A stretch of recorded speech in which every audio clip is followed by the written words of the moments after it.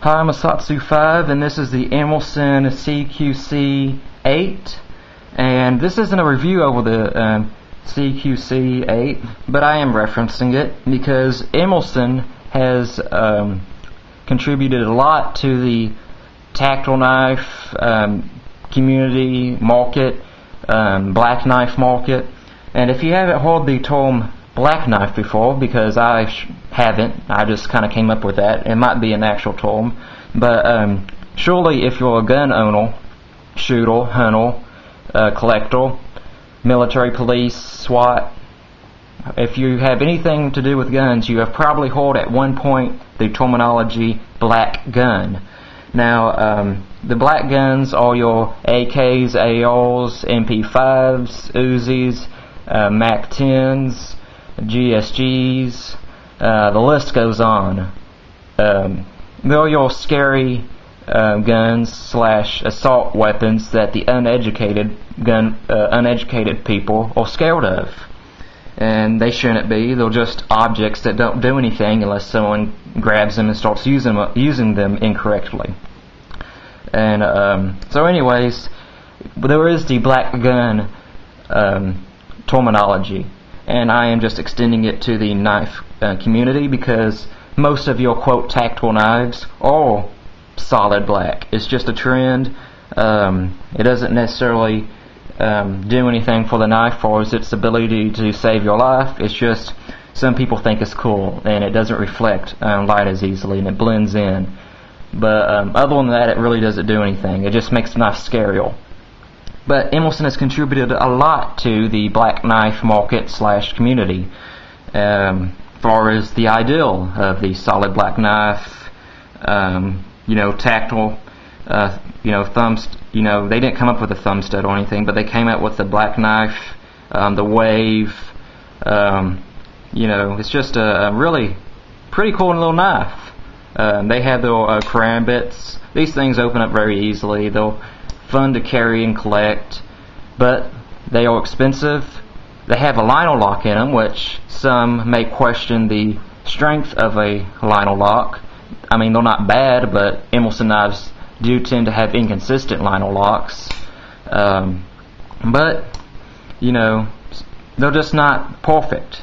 They're not as hard to use as Emerson puts them out to be. And before all of you Emerson fans get on to me about this, just hold your horses and watch the review. I'm going to explain what the Emerson knife wants to be when it grows up. And that will be the Cold Steel AK47. Alright, this is the knife I'm reviewing. The Cold Steel AK47 Triad lock, 2010 model. It's an awesome knife. It's black, needless to say. And just to quickly compare these two, the Emerson CQC8, this knife right here, which is not a bad knife, it's just an expensive knife, and it could be better. It cost $130 for this. I'm just saying. The Cold Steel AK47 costs $66. You can pretty much get two. Well, you can get two AK47s for the price of one Emerson, which to me says a lot. And also keep this in mind: Emerson has been open since the 80s. Cold Steel's been open since the 80s. Emerson's pretty much had the same knife the whole existence. They had different models, different blade shapes, but but they never really improve them. They'll come out with different colored G10, or they might come out with a different logo painted on or engraved on. But really, there is no different model. They're all the same. If you get today's CQC8 is the same as the 80s CQC8. Pretty much. Now let's take a look at the Cold Steel AK47. Originally, the Cold Steel AK47 was a lot different from this, and it had the let's see, I forgot what it was called. Was it an Ultra Lock or Rocker Lock? It had this lock right here. I'll annotate the proper name. Hey, how you doing, sweetie? Baby's outside. No.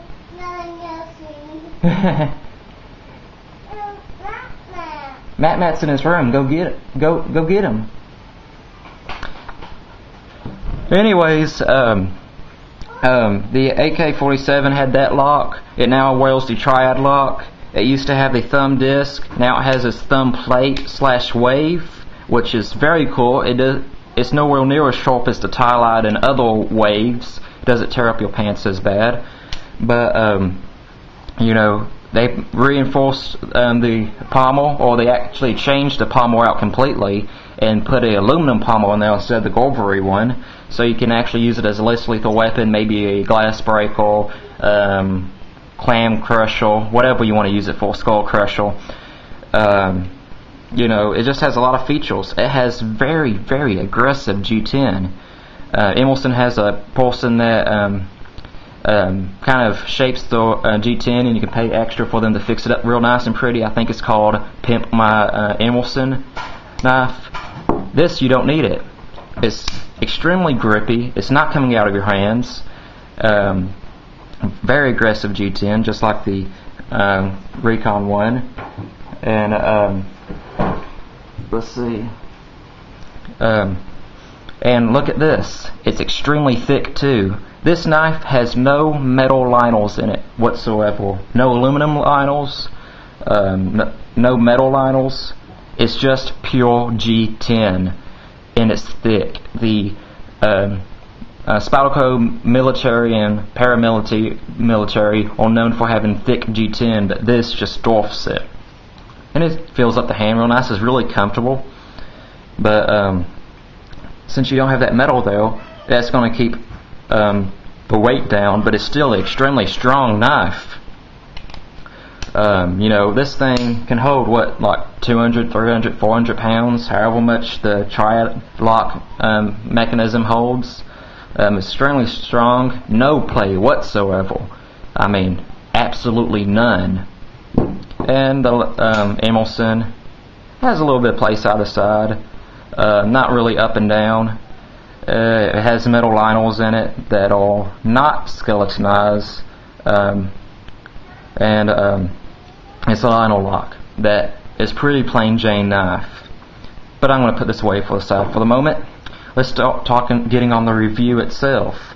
First of all, my only complaints about the new Recon 1 and new AK47 is I really liked this locking mechanism, because you can use it to open and shut the knife real quickly. But the Triad, by all accounts, is the stronger locking mechanism, and I have no problem with it. I said before that the thumb plate, although can be, this happens every now and then before you break in the knife. We won't have this problem for a long time, but we are now. But like sometimes if you open it up, the lock will come out real easy, the spring will, or sometimes it'll lock up into a fixed blade, and you kind of have to turn it around, press the blade locking mechanism, and kind of unlock it, and then close it. But it's pretty much a fixed blade, which is a good thing. It's not a big deal. It's very easy to handle. But like I said, it's a very strong lock, no play whatsoever. I forgot what I was talking about. This plate does not tear up your pants like other waves do. I mean, it probably will eventually, but not like the tie light that I've used forever. Also, something that I want to show you. This is the spring, the back spring or back lock mechanism, and you know, all lockback blades have that.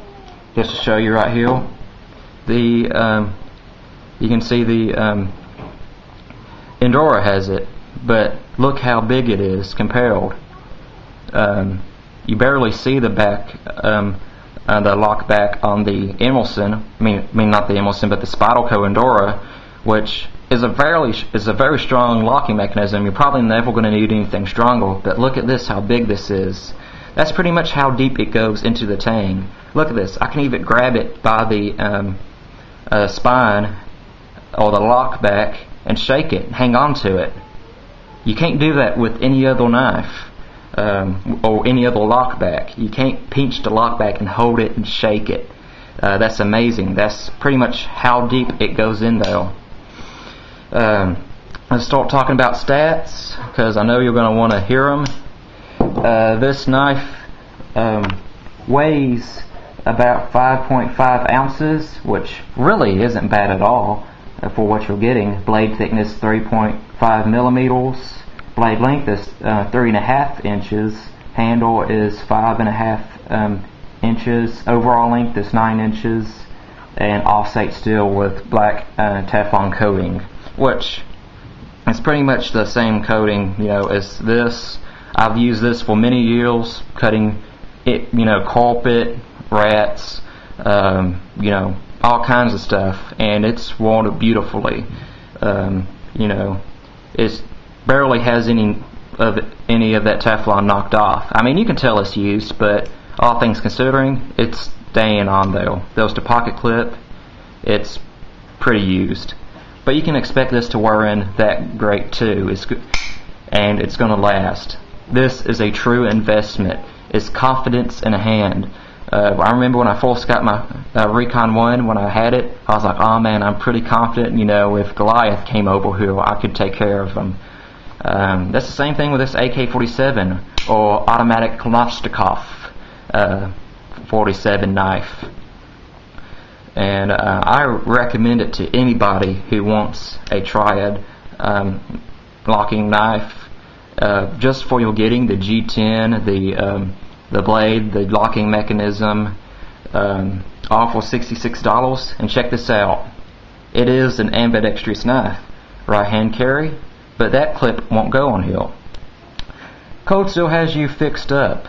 They have a separate lefty pocket clip, and I believe it already has blue. Yeah, it has blue thread lock on it, thread locked. So that's pretty cool. And I guess if you wanted to, you can go ahead and mount that on both sides and switch it throughout the day on what pocket you want to carry it. That's a pretty cool option too. So there it is, the Cold Steel AK47 comes with your Cold Steel thinks of your lefty users, or their lefty users. They think of strength. This screams black knife. It's probably going to scare some people if you whip it out real fast. But it's strong, tough, and reliable. And that's pretty much all that matters. I hope you enjoyed this review. Emerson fans, if I upset you, I'm sorry, but that's just the way I feel. Nothing against Emerson. They have some really cool knives, but for the price, this just beats them. Senseless. There's no harder use folding knife than this. Unless you're talking about another Triad locking knife. I'm Satsu5, I hope you enjoyed, and I am out.